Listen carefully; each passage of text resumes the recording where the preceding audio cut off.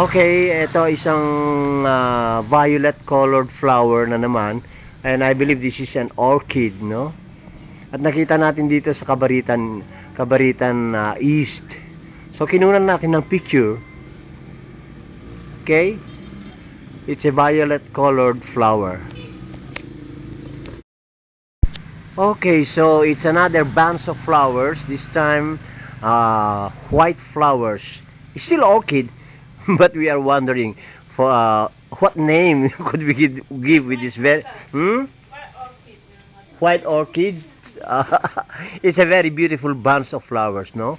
Compared to the first flower that we have taken a while ago, colored violet. This time we are featuring these white orchids. Beautiful.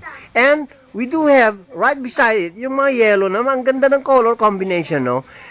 Beside these white orchids, it's still another orchids, no? And the flower is pure yellow naman. Okay?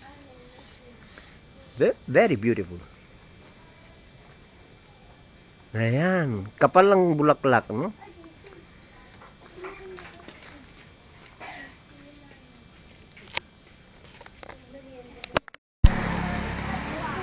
It's another group of beautiful flowers.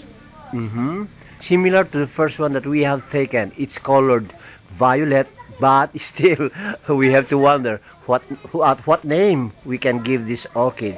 As long as it's a very beautiful orchid violet flowers. With each budding flowers, ito ang itsura pag hindi pa nag-bloom.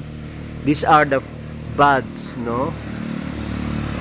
Probably in a couple of days, mag-spread out na yan, lalabas na yung petals, and the flowers will look like this, no? Ito yung mga flower buds. Beautiful.